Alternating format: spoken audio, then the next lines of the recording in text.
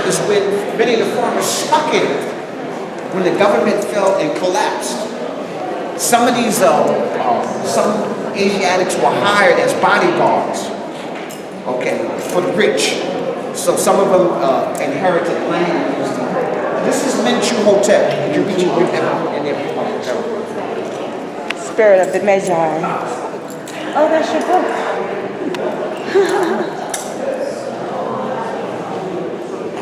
So if y'all will look, this is Menchu. I'm the author of the book, Jhutyms, the Spirit of the Magi. That's on this brother here.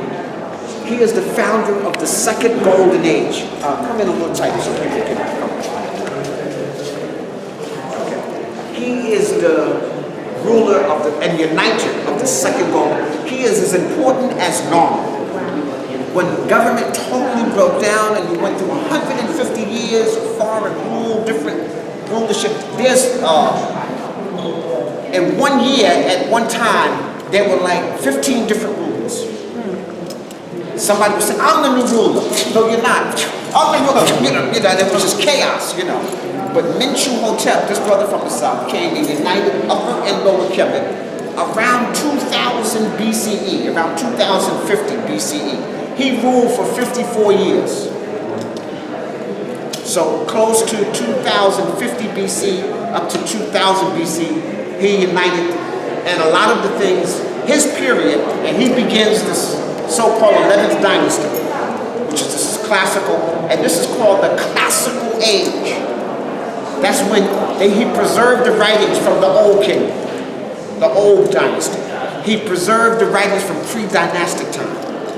And he made the scribe the most important figure in the central government, because the scribe was the center of everything. So he put education number one. He made education available to all the people. So the so-called public school, everything is imitating what Jhutyms did. Wow. But I want y'all also I want you to look at the writing over there on the wall. Everybody, okay, just look at that writing. It never got better than that. This was 4,000 years ago. Wow, that's a lot. Yeah, that person died before. So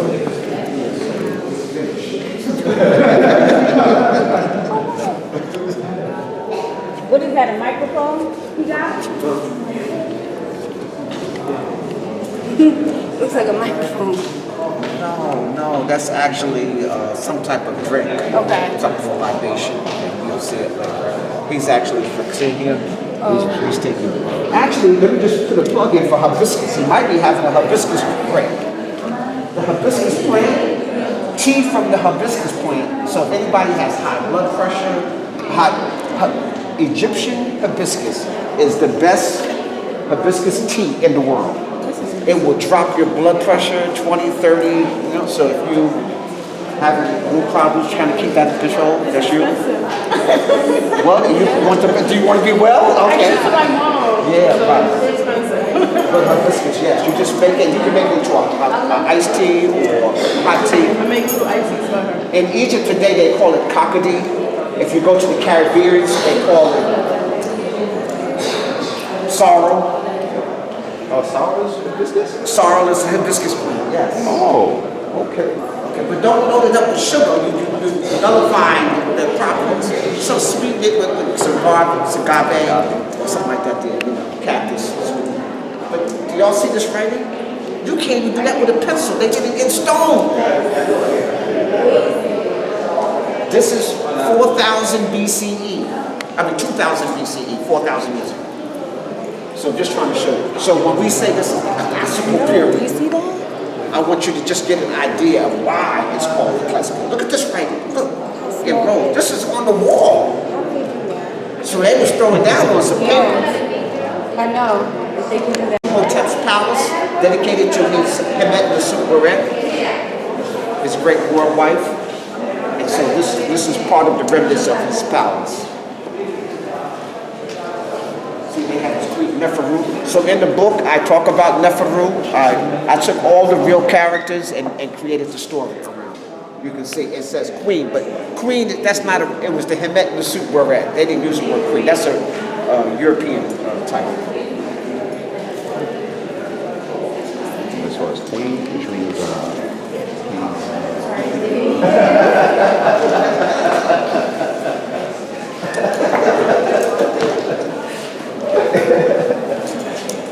save that one for class.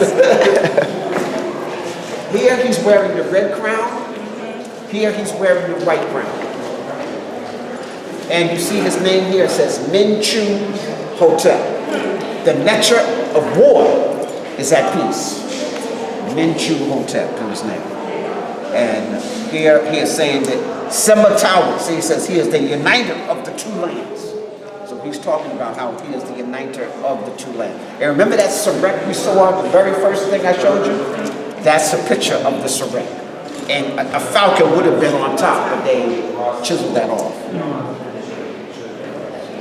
And the same type of necklace you see here, you'll see the Maasai and the people in Eastern Africa do the same type of jewelry. But this, again, this is approximately 2050 BCE. 2050. So you have to and look. So his Nusubiti name is Neferura. Yes, this is his second name. His Nusubiti name.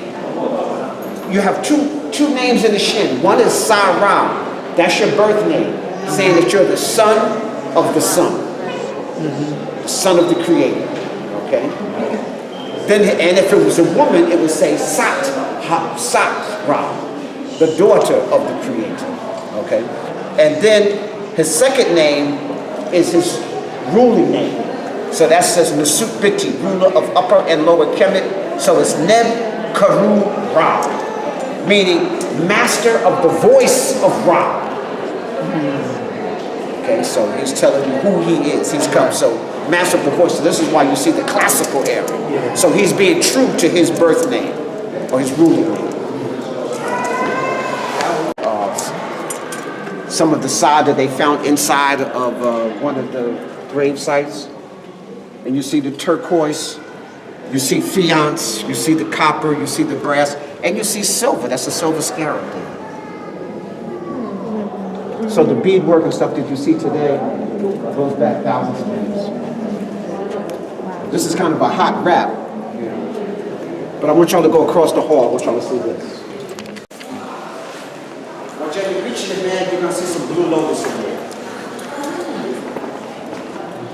I want y'all to look at here. Y'all see this? Come smell. He's not getting a buzz. He's not getting high. He's smelling the Blue Lotus plant. Blue Lotus is one of the most sacred plants in ancient Kemet. In fact, it's the national plant of ancient Kemet. You see in a plastic, you see a little blue. Okay. I made sure I got some Blue Lotus. Yes.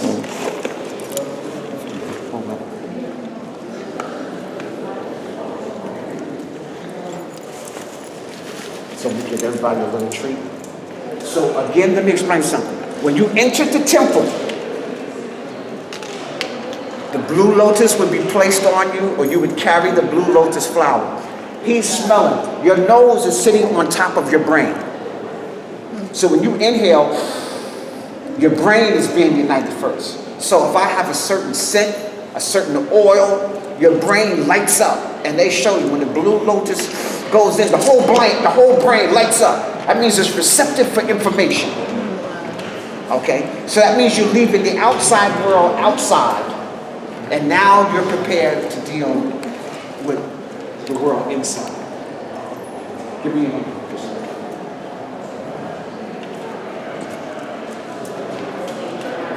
One little bit.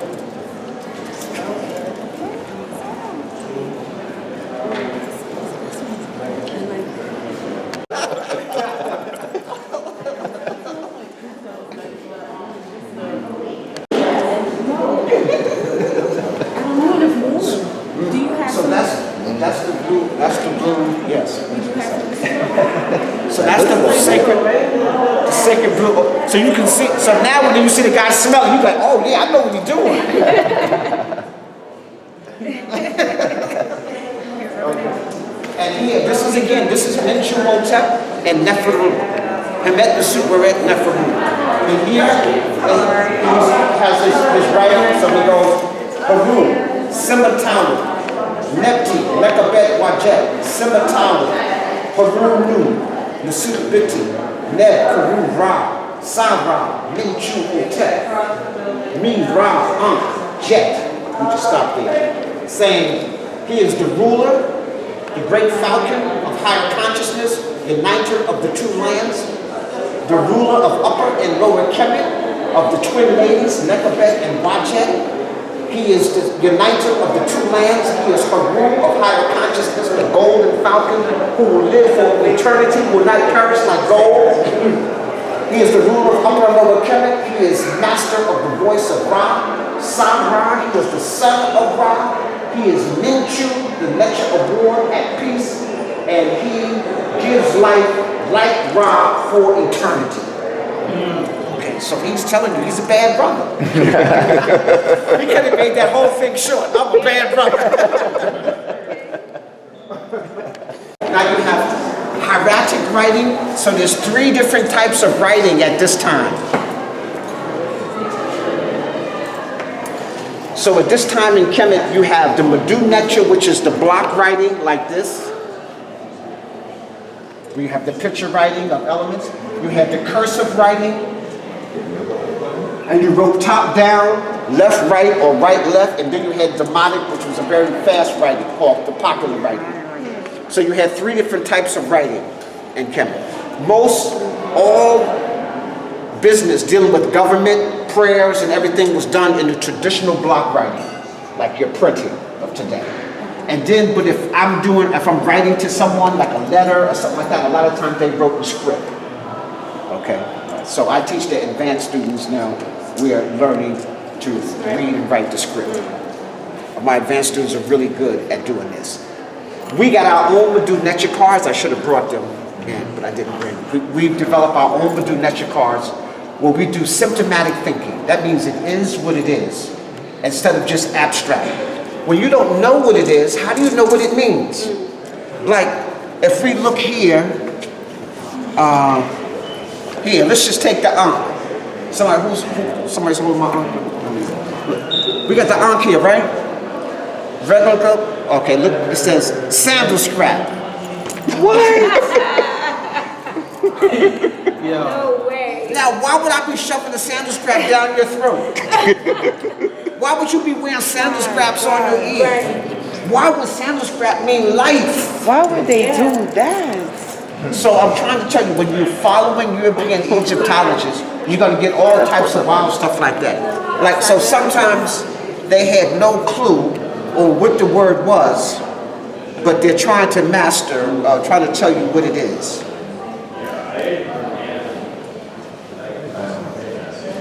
Like here, it just says vegetation, rib, palm branch. This little palm branch is of a palm tree. And actually somebody counted before it opens up, it has 360 little notches. Like a notch for every day of the year. So the word was rinpet, which means year or day. Because from this plant, they were able to see. And the plant, when the palm comes up, the leaves are edible, the roots can be used as a tea, and the flower can be made wine out of it. And so just same thing with the dandelion. When I was little, I used to watch these old ladies pick dandelions, and they had 3 bags.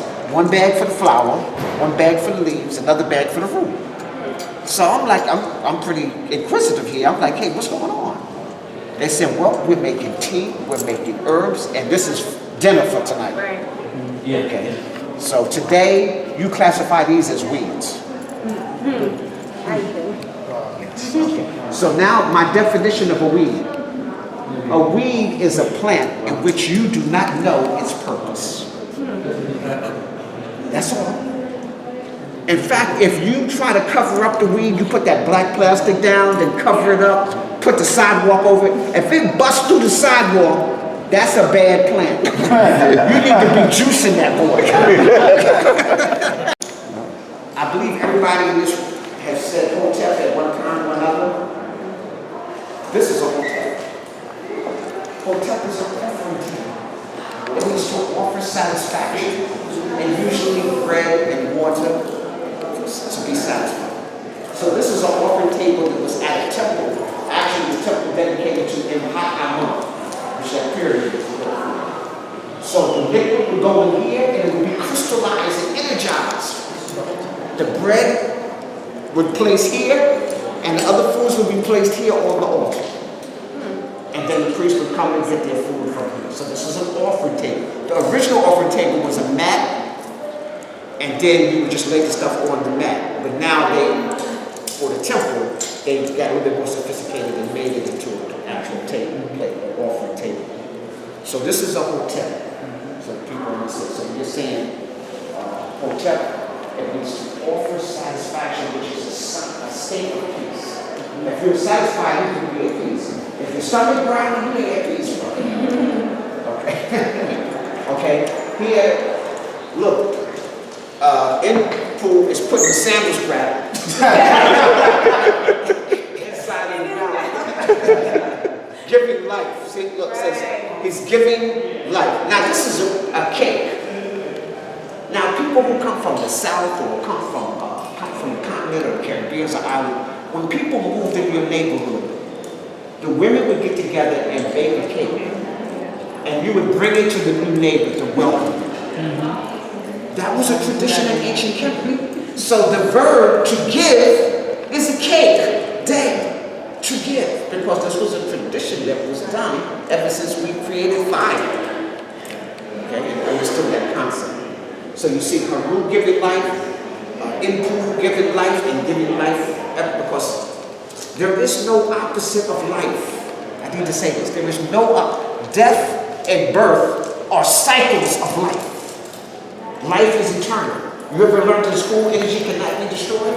Only transformed from one state to another. So this is just a temporary state, and you're going to move to another state and another state. But the molecules that made you were here for millions of years.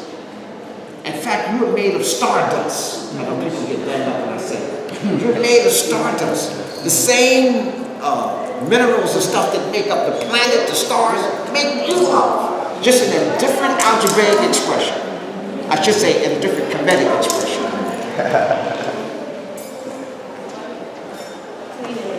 If you come, you see Haru giving life to the king. So this is the ruler here. You can see he's wearing a double crown. So this, the falcon of higher consciousness, is giving life to the ruler. Here you see the Sarek with the falcon on top, just like the very first in the old. So again, we're showing some of the things that was done from the very beginning. This is the middle period. They went back to try to, what we call it today, we call it Sankofa. Go back and fetch what you've left. So they tried to duplicate, but they still had the Shin from this era. But they went back and tried to still keep some of the traditional things from the old period. So if you read this for them. M Hat Aman. M Hat Amen. And can you translate that? One is foremost of Aman, or chief. Chief leader, one of those foremost, the front part of the kingdom.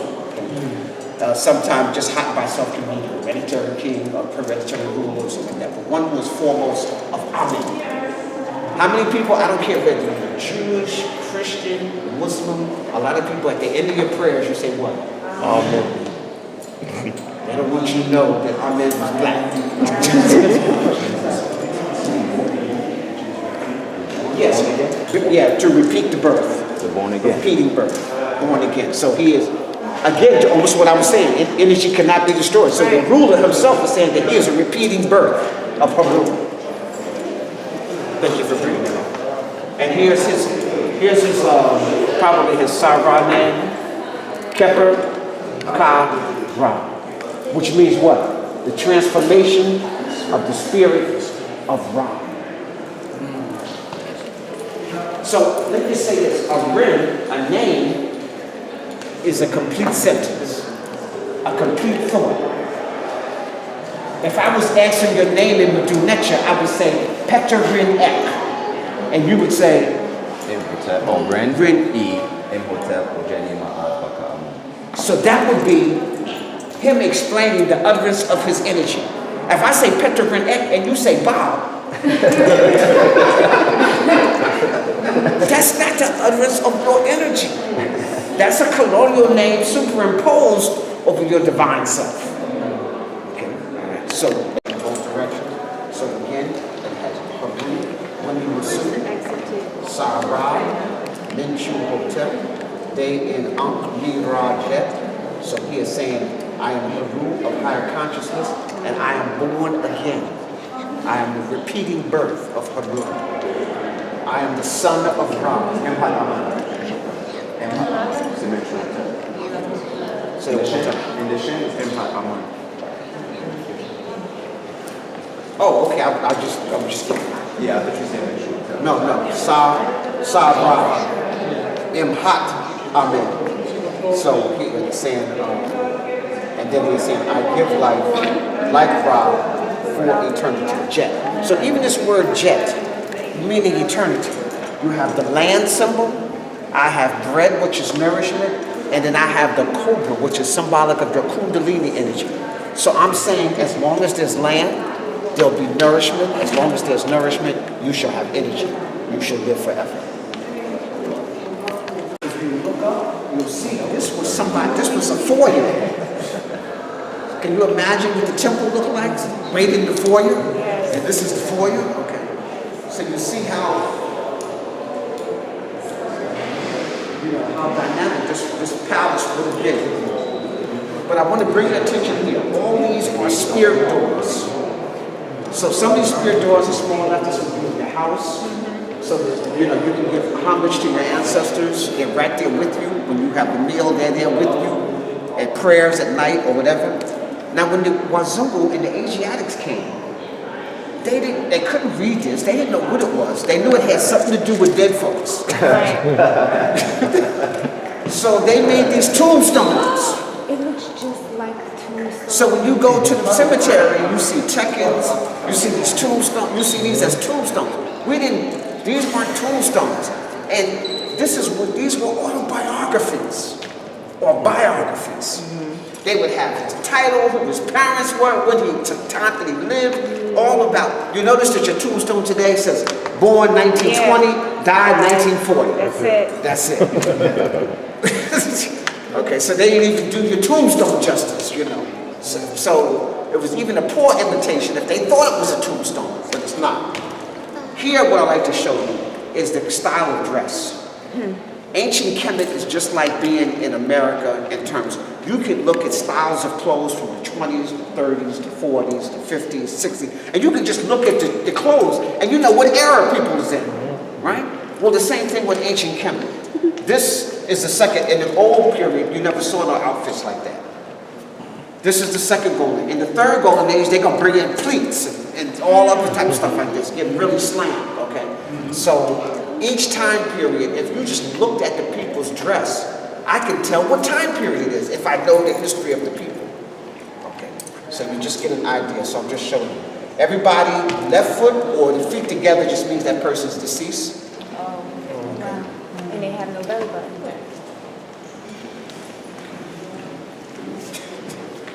Specific reasons of why noses are chiseled off. Number one is that it looks very African. It looks like your nose, bro. Okay? And we can't, if we want you to think these are Wazungu with long pointy nose, then we got to get rid of it. Usually if the nose is pointy, somehow it managed to survive. But the wide, thick, flat, this guy fell off. Here they just got, this guy looked true African, so we just take his whole head off. Just take his whole head off. We ain't got time to be doing all that shit. Just take his whole head off. And we just leave that to your imagination. Yeah, that was a Wazungu. Here's the cross. Now it has no writing on it. Of course, remember, we got 70 days after a person dies. So it probably took them 5 or 6 years to get this like this. And then maybe the priest or whoever this belonged to died before they finished it, so they just sanded it off, made it smooth, and put the socket inside. They said that they burned it to try to get it over. It was sealed, right? Remember, this is for eternity. You don't want to be the ball parent.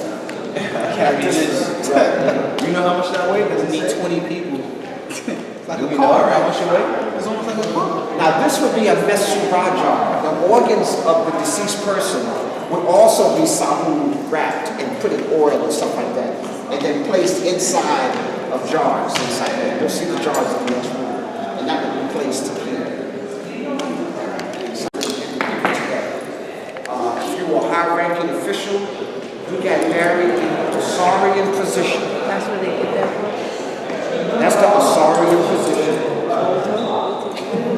they would lay you in the casket. Now these people claim that this is paganism, but just in case, put me in that position, okay?